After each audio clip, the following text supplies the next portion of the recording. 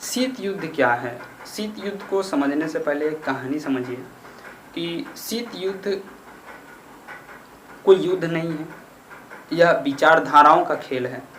जैसे एक कह रहा है कि हम जम्मू कश्मीर जाएंगे तो एक कह रहा है कि हम कन्याकुमारी जाएंगे, तो यह एक विचारधारा है, इसमें कोई लड़ाई उड़ाई नहीं होती है। और शीत युद्ध मतलब कि ठंडा में युद्ध हुआ होगा, इस तरह का कोई कंसेप्ट नहीं है। हम इसको आसान भाषा में बताने का प्रयास करेंगे। तो चलिए देखते हैं। देखिए, आज का जो हमारा टॉपिक है वो है शीत युद्ध क्या है। शीत युद्ध, पहले यह दोनों को समझ लेते हैं कि शीत का मतलब क्या है। शीत का मतलब है कि लोग इतना ठंडा है, मतलब युद्ध में इतना ठंडा रहे कि युद्ध हुआ ही नहीं, मतलब प्रत्यक्ष रूप से युद्ध की स्थिति कभी भी नहीं बनी। ऐसा लगता था, हमेशा ऐसा लगता था कि अब युद्ध हो जाएगा, अब युद्ध हो जाएगा, लेकिन युद्ध हुआ नहीं। तो शीत का मतलब यह है। और युद्ध जुड़ गया मतलब युद्ध, मतलब कि कभी भी इसमें कोई युद्ध नहीं हुआ है। डिफिनेशंस इसका हम थोड़ा समझ लेते हैं कि शीत युद्ध एक वैचारिक मतभेद है जिसमें एक तरफ पूंजीवादी पोषक वाले देश हैं तो दूसरी तरफ समाजवादी पोषक वाले देश हैं। बस यह है, दोनों का खेल समझ लीजिए, बाकी बात तो सब आसान है। एक तरफ आपका पूंजीवादी समर्थक वाला देश है, एक तरफ समाजवादी समर्थक वाला देश है। तो भाई पूंजीवादी समर्थक वाला कौन है और समाजवादी समर्थक वाला कौन है, इसको देख लेते हैं। तो पूंजीवादी समर्थक वाला जो देश है उसे कहा गया प्रथम दुनिया के देश। पूंजीवादी समर्थक वाला देश को कहा गया प्रथम दुनिया के देश। इसका नेतृत्व कौन कर रहा था? तो प्रथम दुनिया के देश का नेतृत्व कर रहा था आपका अमेरिका, ब्रिटेन, फ्रांस और पश्चिमी यूरोप। अमेरिका, ब्रिटेन, फ्रांस और पश्चिमी यूरोप। इसका विश्वास जो था वो लोकतंत्र में था, इसका भरोसा जो था लोकतंत्र में था। तो अभी भी भारत में क्या है? लोकतंत्र है। तो यह तो आपको अच्छा ही लग रहा होगा। चलिए इसको देखते हैं कि समाजवादी समर्थक वाला जो देश है वो कौन कौन से हैं। इसे कहा गया दूसरी दुनिया के देश। ठीक है, इसे क्या कहा गया? दूसरी दुनिया के देश। अगला है कि पूर्व सोवियत संघ। इसके जो मानने वाले यानी इसके जो नेतृत्व करता थे वो थे आपका पूर्व सोवियत संघ, पूर्वी यूरोप। इसको ध्यान से देखिएगा, यहाँ पे है पश्चिमी यूरोप, यहाँ पे है आपका पूर्वी यूरोप। पूर्वी यूरोप के कुछ देश और कुछ अन्य देश भी थे इसमें शामिल, चीन उन सब इसमें शामिल है। और यह जो है साम्यवाद में भरोसा रखता है, इसका लोकतंत्र में भरोसा नहीं है। अब इसको हम 11th टर्म में समझने का प्रयास करते हैं कि शीत युद्ध क्या है। एक वैचारिक मतभेद है। कैसा वैचारिक मतभेद है? तो एक जो है समाजवाद का पोषक है, एक है पूंजीवाद का पोषक। यानी कि हम आपको जो कहानी बताए कि द्वितीय विश्व युद्ध के बाद क्या हुआ कि दो शक्ति उभर के आई। एक आपका है यूएसएसआर यानी कि रसिया, दूसरे तरफ है आपका अमेरिका।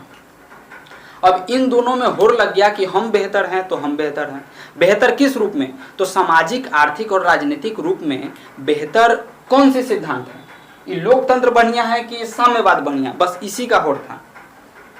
अब पूंजीवाद क्या कहता है और समाजवाद क्या कहता है, एक पक्ष हम समझने का प्रयास करते हैं कि जैसे मान लीजिए कि कोई व्यक्ति है जो कलेक्टर बन गया, तो इसको दो विचारधाराओं पर तौल के देखते हैं। तो एक आपका है समाजवाद, ये क्या कहेगा कि देख बाबू, तुम अगर कलेक्टर बन गए हो तो इसमें सिर्फ तुम्हारा योगदान नहीं है, इसमें तुम्हारा योगदान नहीं है, इसमें आपके फैमिली और समाज का भी योगदान है। जो तुम्हारा उस तरह का पर्यावरण, पारिस्थितिकी जो है, पर्यावरण तुमको दिया, उस तरह का माहौल बना के दिया, तब तुम जाके एज ए कलेक्टर बने। वहीं पूंजीवाद क्या कहेगा कि देखिए, हम ये सब कुछ नहीं जानते हैं, हम अपना कर्म किए हैं इसलिए हम ये बन गए हैं। तो समाजवाद क्या कहता है कि आप कुछ भी कर रहे हैं उसमें आपका समाज का योगदान है, आप आगे बढ़ रहे हैं, समाज का योगदान है। यानी कि समाजवाद समानता की बात करता है कि आप मतलब कि सभी को बराबर रहना है, कोई एलीट क्लास नहीं हो सकता है। कोई एक तरफ मतलब एक तरफ जो है बड़का बड़का 4 तल्ला 5 तल्ला बिल्डिंग है, एक तरफ मरई के छपरा के घर रहेगा, ऐसा नहीं होगा। सब उसमें समान कैटेगरी के ही रहेंगे। इसमें शासन जो होगा वो राज्य के केंद्र में होगा। अगर कोई व्यक्ति ज़्यादा कमा भी रहा है तो वह उसके हाथ में पैसा नहीं जाएगा, राज्य उसको ले लेगी और राज्य को लगेगा कि हाँ, ये अमुक व्यक्ति के पास पैसा कम है या चाहे इसको ज़रूरत है तो उसको देगी। मतलब यह जो है समानता की बात करेगा। दूसरी तरफ जब पूंजीवादी समर्थक है, ये क्या कहता है कि जो कमाए सब मेरा हुआ, राज्य बीच में नहीं आएगा, इसमें किसी का लेन देन हम नहीं जानते। राज्य कोई समेटना नहीं चाहता है, मतलब जो कमाए हम खुद कमाएं और राज्य को एक या आप केवल और राजनीतिक पहलू पे आप जो है एक मतलब कि बांध के रखिए, इस तरीके का इसका कंसेप्ट है। बाकी बात आर्थिक पहलू है तो हम कमाएंगे हम खाएंगे वाला कंसेप्ट है। तो एक वैचारिक मतभेद था, एक तरफ आपका समाजवादी है, दूसरी तरफ पूंजीवाद है। मैं आपको यह भी बता दिया कि जो समाजवाद जो पूंजीवाद का पोषक है, इसे प्रथम दुनिया का देश कहा गया है। इसका पोषक में आपका अमेरिका है, ब्रिटेन, फ्रांस है और पश्चिमी यूरोप है।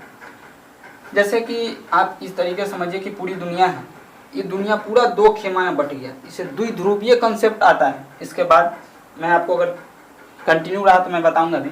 एक तरफ आपका जो है पूंजीवादी वाला देश जो है इसमें जुड़ता चला गया, जितने भी देश है इसके समर्थन में आ गए। एक तरफ जो है समाजवादी वाला देश इसमें जुड़ते चला गया। इसमें जो है तब इसमें समाजवादी वाला देश जाएगा, इसमें पूंजीवादी, यानी जितने भी लगभग देश थे 195-98 उस समय, सब जो है एक दूसरे के गुट में जाके फंस गए, यानी कि गुट में चले गए। लेकिन भारत इसमें नहीं गया, भारत इसमें नहीं गया। मैं आपको बताऊंगा कभी कि भारत जो है इस गुट में शामिल नहीं हुआ, क्योंकि आपको पता होगा कि प्रथम विश्व युद्ध जो है सेकेंड विश्व वर्ल्ड वार जो हुआ था, सेकेंड वर्ल्ड वार, ये 1939 से 45 के बीच था और भारत को जो आज़ादी मिली थी 1947 में मिली थी। अब इधर जाएगा, अगर पूंजीवादी तरफ जाएगा तो इधर कौन है आपका, अमेरिका, ब्रिटेन और फ्रांस है। यानी ब्रिटेन का कॉलोनी था, उपनिवेश था कौन, भारत। तो इधर जा नहीं सकता था, क्योंकि अभी अभी इसी से आज़ादी मिला है, तो फिर इसी गुट में शामिल होना नहीं चाहता था। दूसरी बात है कि समाजवाद की तरफ नहीं गया। समाजवाद की तरफ इसलिए नहीं गया कि अभी धन दौलत की बांटने का बात तो दूर की बात है। अभी जो है इसको तो इतना न लूटा गया है, पहले अपने आप में ही जो है मतलब कि अपने आप में जो है जुड़ना चाहेगा, एकीकरण करेगा। समाज उस तरह की चुनौतियां भी थी, जैसे कि 552 जो है देसी रियासतें थी, तो उसको एक करेगा, यानी कि अपने आप में बिखरा हुआ था, तो कहाँ जाएगा ये पूंजीवाद की तरफ और समाजवाद की तरफ। तो इस तरह का कुछ चुनौतियां थी। तो शीत युद्ध क्या है समझ गए। शीत युद्ध एक वैचारिक मतभेद है, इसमें दो बराबर की शक्तियां उस समय उभरी थी और दोनों जो है गुटबाजी करके पूरे दुनिया को जो है दो खेमों में बांट दिया था। इसमें कोई लड़ाई उड़ाई नहीं होता है प्रत्यक्ष रूप से। आपको लगेगा कि हाँ लड़ाई हो जाएगा, लेकिन लड़ाई होगा नहीं। प्रत्यक्ष रूप से इसमें कोई लड़ाई नहीं होती है। आपको लगता है, आपके मनो मस्तिष्क में ये बात आएगा कि अब लड़ाई हो जाएगी, अब लड़ाई हो जाएगी, लेकिन लड़ाई होता नहीं है। तो चलिए आप लोग समझ गए हैं, तो मिलते हैं नेक्स्ट वीडियो में नेक्स्ट टॉपिक के साथ। तब तक के लिए जय हिंद, वंदे मातरम।